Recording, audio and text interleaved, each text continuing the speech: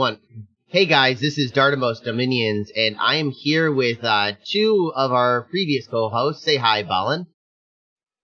Hey guys. And I have Zan with me again. Yep. And then I have my EA Relay partner, Karaunograf. Hello. Kara, how do you actually say your name? It's Karaunograf, but usually people just shorten it to Kara or Kara. Okay. And we're gonna try to burn through this and then come back around and kind of do what you see on the news, where it's like tonight on, the news, and then you go back and go more in depth. So the first one is, Scaleria. Zan, can you read through this for me? Yep, sure thing. Messengers arrive from Solaria.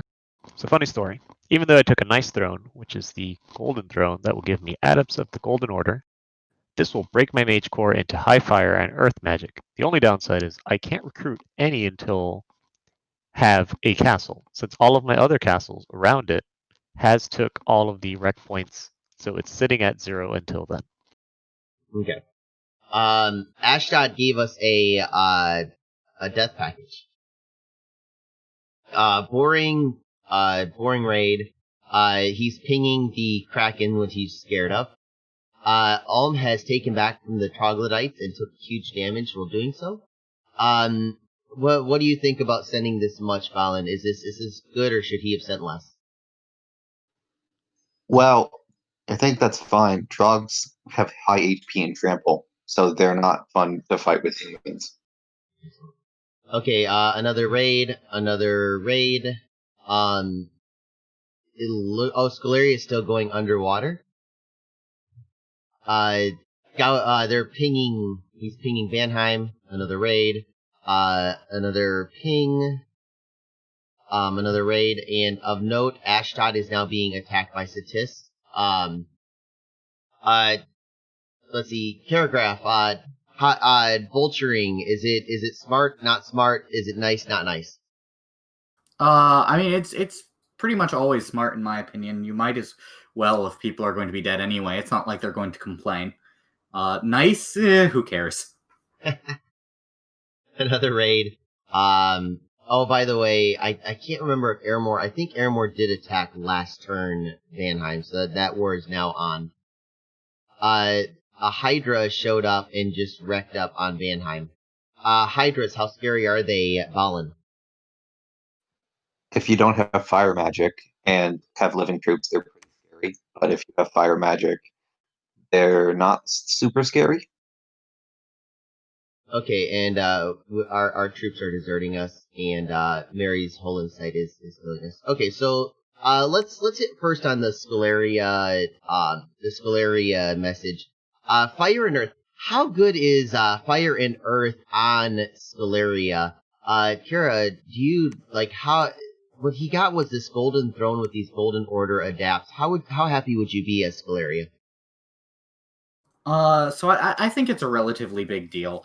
I'm not sure exactly how this is supposed to break him into Big Earth. He should already have Earth 1 with Astral Chassis on his cap-only recruitment. But the Grand Thoms, if I remember correctly. Oh, no, they don't have Earth on their random. So yeah, getting Earth on the random is a big deal for battlefield buffs and Curse of Stone. For more fatigue plays, being able to combine Curse of Stone with Rigor Mortis is a pretty strong deal. And then, of course, Big Fire. When you say Big Earth, can you go into what's Big Earth? So he's only got Earth 1, right? Because it's just on the random on the F2, S2. So he's going to have to communion it up, but it's pretty easy for Solaria to bring 8 communion slaves or whatever with thaumaturgs and get up to Earth 4 with a communion to be doing things there. And later on, of course, doing things like Army of Gold and stuff like that in bigger battles that he really cares about. A lot of Solaria's strong tactics are just buff tons of skeletons and things like being able to bring in fire mages and earth mages to do Heat from Hell, Curse of Stone, Army of X, Warriors from Muspelheim, stuff like that. Just expands his options in ways that make it harder for his opponents to pick the right solution to the army that they're fighting, especially because pretty much all of these can teleport. Zan, how much did you use, or how much have you used communions as a newer player? They did everything for me in my Marignon game and most other games. It's a way to get very high spells out in the field for very little cost to yourself, honestly. To follow up on that, how many of your communions blew up? In my first game, every single one of them. What was your ratio? I would have 30 slaves, and at the end of the battle, it would show that 30 slaves died. I'd win the battle, though, but they're all dead. What was that worth it? Or do you think you could have done better? It's late age. They're cheap. I can afford to just keep pumping them out, so it was fine up until Cataclysm that made that stop. Ballin, I don't recommend it, though. Ballin, how much do you like playing with Communion Nations? I don't like Communion Nations because I don't play Dominions to do math, but I somehow end up playing Communion Nations all the time. Kara, how much have you played with Communion Nations? I've done a lot. I've been playing Dominion since late Dom 3. So communions have changed a bit since then, but I've been doing communions for a long time. You know what's funny is we were playing that EA Relay game, and I don't remember having monster communions, even though we were playing an Astral Nation. Yeah, so I mean, especially with the new setups, I think communions are often best off in little packages. You really don't want to do monster communions in most cases in Dom 5, I think, just because in general, I think doing Death Ball armies are good ways to get murdered by something designed to kill your Death Ball army. And big communions are very fragile in a way. I find communions, smaller communions with 3-4 masters, 4-8 slaves, much more opportunity increasing in that it lets you have way more options on stuff you can do while not being quite as vulnerable. Ballin, he said Death Ball. What is the other option? I mean, if you're not going to bring your biggest army, why would it be bad to not bring just every unit you have and just say, like, I am invincible? Because for this case, let's go with Scalaria. He brings, let's say he can bring 5,000 Long Dead. An Earth 3 or 4 mage would just walk up to that army, cast the evocation spell Earthquake twice, die, but kill 90% of that. Zan, especially, it says, like, the entire battlefield, and I'm guessing that's what's gonna kill him. That's correct, right, Ballin? It's the entire battlefield that makes it kill everything? That and its defense negate spell against Long Dead. Okay. Zan, what are some other entire battlefield spells that you've either used or that you know about? You're asking the right person. You have Bloodletting. Where is that? Sorry. That's Blood 5, I believe. Where's all? Oh. Look, guys, there's no spells in blood magic. Okay, Bloodletting. There you go. So you use this. I use this a lot personally. It doesn't do too much damage, but the main reason it's going to be useful is it hits everyone, including the enemy mages, interrupts whatever they're doing. You hit your own troops, but you can deal with that in other ways. Things like Earthquake, like you had earlier, same deal. You can get around it by doing like Mass Flight or Gift of Flight. And again, the whole purpose is Wait, hold on. You're hitting what? Why does that work? Why does the flying work? If you read down second to last, you have doesn't affect flying floating units. Okay. So the whole purpose is they have 9,000 troops. Well, you're going to hit every single one of those 9,000 troops with your spell. And sure, your guy might die, but you killed 9,000. It's chilling. Okay, what are some other battlefield wipe spells? Let's see. You have Firestorm, I believe it's called, later on. Okay. Here we go. There we go. And this is... Oh, it's a battle enchantment. Is there a difference between battle enchantment and battlefield something? So Firestorm enchants the battlefield with an effect where I believe 25% is targeted every turn with that 6 armor-piercing fire damage. Okay. But unlike Earthquake, which only happens once, this happens until the mage dies who casts it. Now, I just saw Grippa joined us, and I do want to let the viewers know that the game is finished. We are that far behind in videos at this point. So, hi Grippa, how are you doing?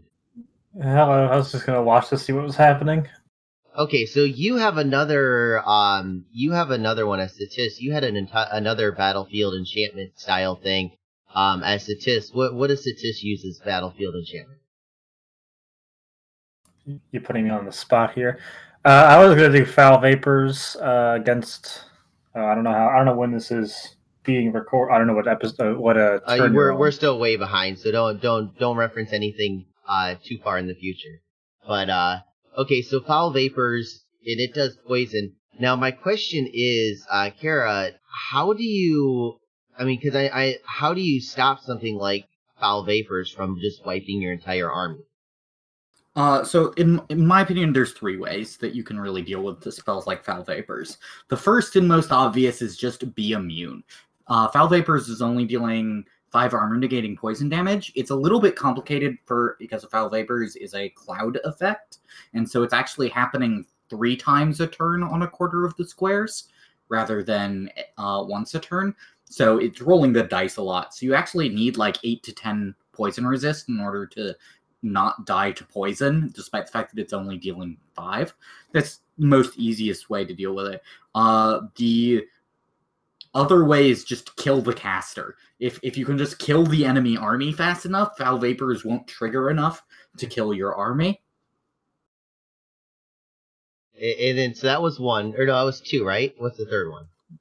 The third one is doing things like gem baiting and bringing like custom thugs and super combatants that are designed to deal with the army that it's fighting. And this is also kind of like the first one in that you'll be immune, but unlike the first one where usually you have to cast spells to make your army immune, things like Poison Ward or Serpent's Blessing.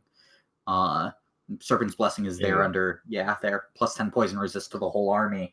You can usually get out a thug much easier to just be immune to this, and then deal with the army itself. Obviously, that requires a little bit of thinking. A big note here, though, is that Poison Ward at Research 4 comes before Foul Vapors, but it only affects 15 AoE, which means for human-sized troops, you're only hitting 45 units, and that's if they're packed perfectly and the spell hits perfectly, which won't happen. Realistically, it's hitting somewhere around 30 to 35 a lot of the time. And so you can have to spend a lot of nature gems to poison ward everyone. And then Serpent's Blessing at Research 7 happens much later to actually affect your whole army, which means, and it's a higher research spell. Higher path spell, which means not everyone's going to have access to it. This means that things like Foul Vapors, these battlefield wipe spells, come online before the true counters to them come online, and they're easier to cast than the counters to them are to counter. Zan, what does it mean when he says gem baiting? What the crap is gem baiting? So, and this works very well if you have these big death balls. It's where you see an enemy army that, let's say they revolve around casting Foul Vapors, and if they only have, say, enough gems to cast Foul Vapors for 1 fight, and you send a unit, either mages or units that have enough gems on them. Hold on. You keep going, dude. So either you send people with enough gems on them to trigger their caster using Foul Vapors. Well, they now use it on just your little baiting squad rather than your big army. I'm trying to see if I can find one that actually has gems on it, and I'm not. Oh, there he is. Okay, so this guy right here is casting. What is he casting? He's casting nothing. It's really weird. Okay, this guy's casting Flying Shards. Now, say theoretically that he's got gems. So he's got 6 gems and he's casting Flying Shards at a scout. Why would he not be using something that like uses it.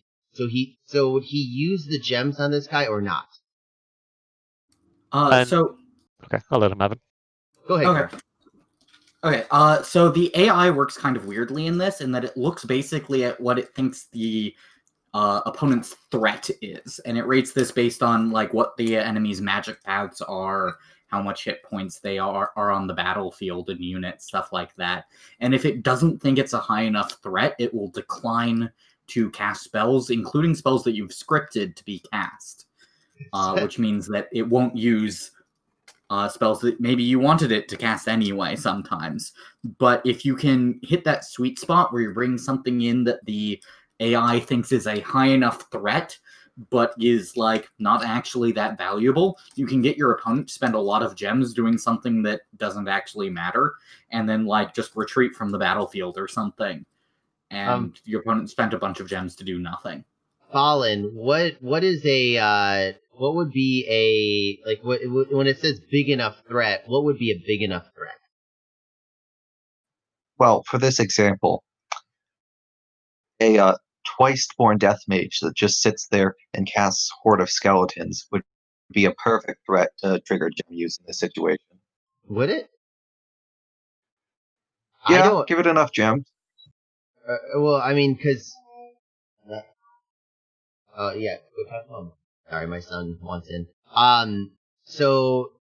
Okay, so let's talk about it, because I mean we've got a game where Kara and Griffa and we were I made a thug that literally was designed to draw gems out of Theranos. Do you remember this, Griffa? How can I forget? And I loaded this thing up with a 10 gem like crappy item. I threw 3 gems on him. He had 2 paths on him, and I'm like, I'm gonna bait out every gem that's in there. We're gonna have 40 water elementals coming after some piece of trash guy. And it didn't reach that threshold. Do you remember that, dude? Yes, I do. I don't think it reached that threshold because I don't think I had scripted anyone yet. Oops. Hey, Griffa, screw you. Okay. Look. Did you really not script anybody? No. We could have gone in with our whole army and actually won that fight then. I had gotten home from work, the turn was due in half an hour, and I was tired, and I was like, what are the chances they'll attack this turn? So I just didn't script it. Okay, so it matters on your paths, right, Ballin? Like, if I put a bunch of expensive items on a scout, is it gonna trigger? It shouldn't. And why would you waste items on a scout? I mean, like, if you got, like, some 40 gem piece of trash item. Oh, I actually had this happen. No, I put the banner, the undead banner I got through a random event on an ogre, and I actually bait gemmed. You can actually watch in Lucid's video as his Atlantis one. And I think it triggered back then, but they changed the baiting, like, script, didn't they? Does anybody know? I know that they somewhat consistently tweaking the AI about these things, and I remember, I think it was like around a year back, they tweaked the gem baiting rules to try and reduce it, to make it less of a strategy. It's still a real thing, it still happens, but it is a little more inconsistent than it used to be. Hey, Mandar, how much do you use, how often do you use gem baiting? Gem baiting? I use it a couple of times a game. It's pretty helpful for shutting down doom stacks, or at least punishing them, makes them cost more. And it can be really effective for, like, stopping somebody trying to stop you from throne rushing or something like that. Okay, so we're going to move on at this point and talk about death baskets. And I want to do a semi-poll between you guys and just see what you guys think. Sending death baskets. Now, of course, sending it to us is a joke, but if you're dying and you send a death basket to another person in the game, is that kosher, or are you opposed to that? What is your thought on it, Ballin? Death baskets. If you prevent me from winning a game, I'm going to do everything in my power to prevent you from winning. So if that means I'm sending literally everything that I have left, which is usually just a handful of items and some gold that I can't spend because I'm under siege, I'll send that. Okay, so I'm sorry, I didn't clarify my terminology here. Grippa, what is a death basket, by the way? I like how you're asking me. Basically, when you're about to die, you know you're going to die, and you have nothing else you can possibly do with some of your stuff, which has happened to me on a number of occasions.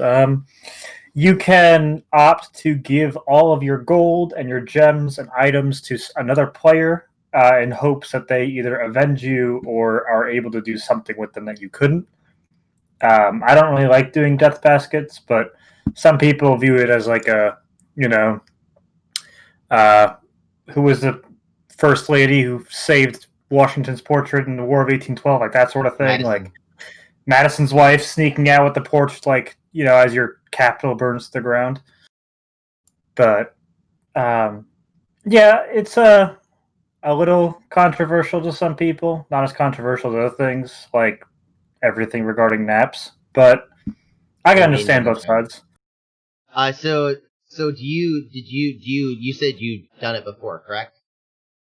I've received them before, but I do not give death baskets typically, unless it's like a disciples thing. And why is that? I don't know. I kind of view it that if you beat me, you beat me, and I'm not going to try and find ways of somehow shipping 4,000 gold and dozens of items across the world to somebody else to beat you. I don't know. It's just a personal thing, I guess. Kira, what's your thoughts on death baskets? Usually I'll only like if someone's attacking me and like it's been a straight up fight and you know I've had fun with it, I'm usually not gonna. I might even send you the death basket as you're killing me if like I feel like it. I don't always do it. Sometimes I feel like it. If I'm feeling particularly salty, I'm more likely to send a salt basket than a death basket, not a salt basket, than if I wasn't feeling salty about the way the game's going. Okay, so what's a salt basket? I'm sorry. I don't know what a salt basket is either. That was just me like misspeaking about death baskets. No, hold on. He has a point here. You can alchemize all your gems to earth gems, construct a bunch of salt, and then send that. That would in fact be very funny, and I support this wholeheartedly. I think I'm going to do that next time I get knocked out of a game. I'm not gonna lie. It Just sounds so send good. every player in the game as much salt as you can. For maximum BM, do this while there's an Ubar in the game. So when you're talking salt basket, you mean like a death basket that you're sending in order to spite somebody? Yeah. Okay. Mandar, death baskets. What's your thoughts? I agree completely with Ballin Stalin. If you kill me, I'm going to do everything I can to make sure that you get killed too. And if for some reason I haven't been able to use some of my resources, I'm going to send them to someone who can use them to beat you up. Screw you. Zan, what's your thought on death basket? All right, so twofold. If the person that's killing me is fighting someone else that needs it more, like say Satis, and they need death gems, I'll send them all my death gems, sure, because they're fighting the person that's killing me. Everything else, though, man, this changes the game. You're not trying to win anymore. You're trying to MacGyver your way to ruin this guy's day. You're going to alchemize everything. You're going to buy all the mercenaries. Anything you can do. What? I have. Oh, keep going. Yeah, I have, some tape, string, half a shoe.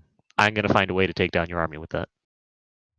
Okay, so you fight to the very end with everything that you possibly can. Yes, the one game I know I've fully died and lost in a war, I was alchemizing everything to mine hunt the same turn I died.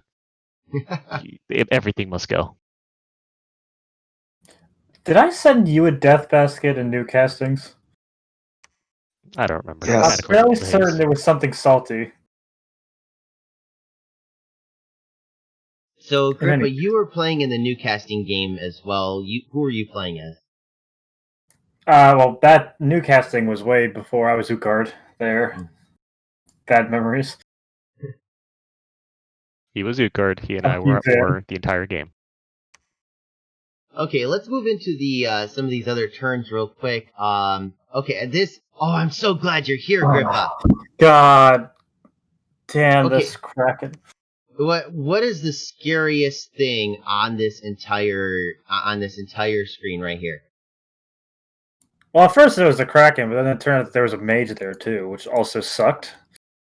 Okay, so what is the scariest thing? I want to know what is scary on here and why. I'm fairly certain that was a water mage that could cast water elementals. No, it's water too. Might have been small water elementals. Actually, no, he could water power and then do it. I was scared of him. I did not have any recruitable underwater people, and I'm like, son of a bitch. What can I bring down here to take that? Ballin, what's your thoughts on this province? 30 turtle warriors should take it easily. What's the scariest thing here? The mage with water gems. Okay. What's scarier, the trolls or the Kraken? The trolls, because they regen 20%. The Kraken just has multiple attacks and like 60 HP, I think. You're gonna have to catch up, Grippa. We were having a good laugh on your first message with the Kraken. The Kraken is not. I mean, it's not easy, but it's not scary. Mandar, let's go to you on this one. Why exactly? I mean, this looks like a good unit on paper. It's got decent protection, high hit points, and a ton of attacks. Mandar, why is this not as scary as what you normally would think? Let's see. Its protection is only 8, which is and it's 60 hit points, but it's also size 6. So that's only about twice as much as you would normally get from, like, regular Tritons or Mer people in a square. And it's only 4 attacks per square. It's just a little bit better than regular troops in a blob. Of note, there are only four trolls in this group right here. Grip, I'm gonna give you this one because we're gonna go back to you on this one. Why is four trolls in a square a good thing for you? Oh God, you put me on the spot a lot. Well, there's only 4 of them, so they're not going to have a very big attack density and can be pretty swarmed pretty easily, which is nice. So you end up just they have that 20% regen, but if you have a bunch of attacks coming in with 4 squares around them, they're going to get chewed up no matter what. Kara, can you go further in? Why would 4 be a good number if you're facing indies, especially large ones like?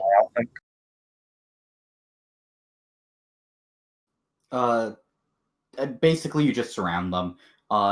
You can attack them on 3 different angles, which means that with normal human-sized troops with even only 1 attack each, you get 9 attacks with a surround on each troll, which means they pretty quickly get overwhelmed and die, even through the regen.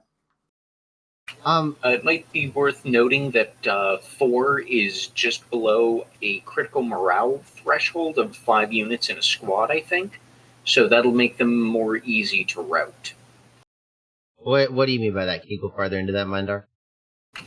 Not really, because I don't remember all of the mechanics for morale and stuff. You should probably talk to 7th Path or something. He's recently done some research on it. I just vaguely remember that if you don't have 5 units in a squad, they run more easily. Okay, so the general idea is to keep at least 5 units in a squad, is that correct? Yeah. Unless they're on guard commander. If they're on guard commander, the morale penalty doesn't apply. But the morale penalty for having less than 5 units in a squad is, if I remember correctly, every hit that is scored on them triggers a morale roll. So wait, if they're guard commander and they get hit, they have to make a morale check? No, guard commander ignores that completely. But if they're in a squad of 4 or 4 to 1, every hit scored on them, I believe, triggers a morale roll. I didn't know that. That's really interesting. And because these sea trolls are getting hit a lot, but they're regenning it, that would mean they're more likely to run. because they're taking more hits, but they're living through them, but they don't care because they're a squad of 4. Is that correct? Ballin? Sure, I believe so. Okay, so I would note that it's kind of true. I mean, like, if they take 9 attacks, they're going to die really quickly anyway, so it almost doesn't matter how fast they're going to run, just because they'll die first. So is this in a lake or in an actual underwater chain? I think this is the lake next to his capital. If I remember. Yeah, it's right here.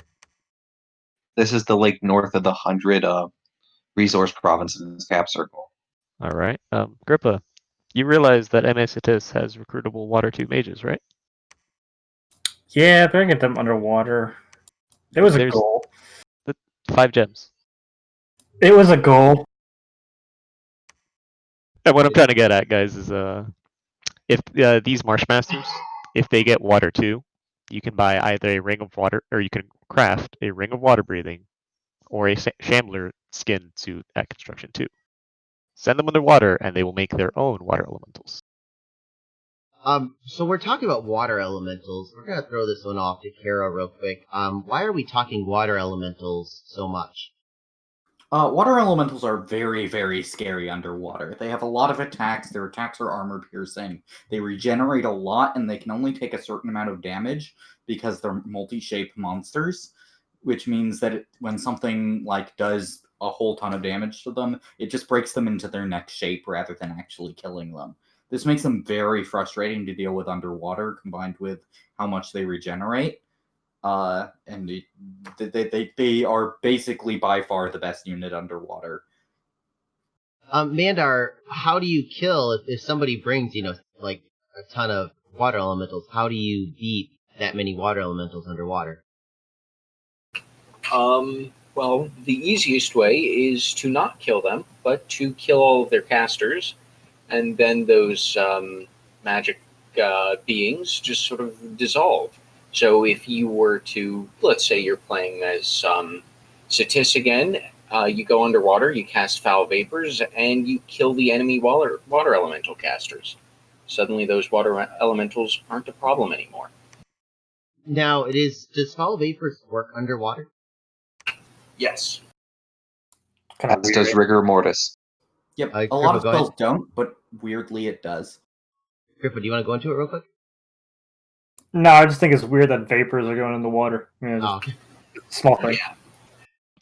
Another thing you can do against that specific indie province, if you're not Satis, could you load up the battle real quick? oh yeah. All right. And this is the reason I asked if it was the lake or a chain. If you click the trolls, you notice they're very, very slow. 14 speed underwater is actually not very fast. Most underwater units are 20 to 30, if they're native underwater units like Tridents and Mermen.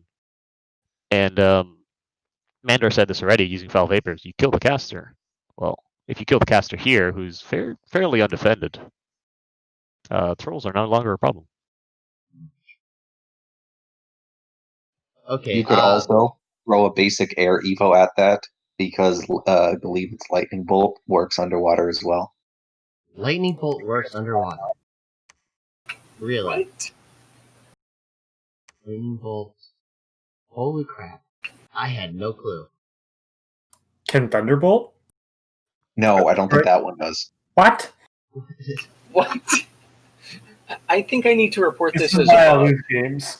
I think I'm reporting this as a bug. I know Horde of Skeletons works underwater, and so a lot of the times when I'm playing Death Nations, I just joke about filling up the water with skeletons. Suddenly it's an island made out of calcium. So Orb Lightning does. Wrathful Skies does not, and neither does Storm. But Shimmering Fields works underwater. Holy If you have crap. storm flying, and storm flying and you're an amphibian, you can fly underwater. Wait, what? Of course you can. Yeah, that's particularly common on Lake Jomon. The Ryujin that they can recruit from underwater can fly underwater. They can fly underwater. Yeah, it makes them incredibly scary underwater thugs. I think other units would understand just swim up. Yeah, that's kind of my thought too. I really don't like the underwater fighting in Dominions. And I know that there's a lot of other people that don't as well. Grippa, why do people not like underwater nations and underwater fighting? Because you have to fight them in their home turf while effectively having both arms tied behind your back and also being blind. It sucks for everyone except currently someone attacking me when I'm underwater. Yeah, you get huge stat penalties if you're not like a native amphibian, and you get huge stat penalties if you're not using a piercing weapon. And even if you are a native amphibian and you have a piercing weapon, you're still going to get rolled by a bunch of water elementals. It's a pain in the ass. I've got to, because I mean, I know that a couple of your games you have like mods that make underwater nations not underwater. Is that correct? Yep, I got fucking sick of dealing with trying to keep the stream PC rated. I got sick of dealing with underwater nations, so I modded them to go on land. It's not very effective when it's Pelagian. All of their recruitables drown on land, but you know, it's what they deserve. Okay, guys. Well, we have reached the end of this episode, and I want to end a little bit earlier because I've got a list of you guys to thank. So, Ballin, thank you for joining. No worries. Grippa, I'm really happy that we were able to finish this game and pull you in on this one. You're very welcome. Happy to please. Kara, I'm really being able to be able to play the game with you and actually be able to hear your voice has been wonderful. Thank you for joining us. Happy to be here. Mandar, you got a streak going, dude. Thanks again for joining. Thanks for letting me sneak in halfway through. Yeah, no problem. And Zan, since your name is a Z, you get to always be last. So thank you again for being, last on the list and joining us. And last in my heart. Shut up, Agrippa. Shut up. Okay, guys, we'll see you in the next one. Have a good one. Bye.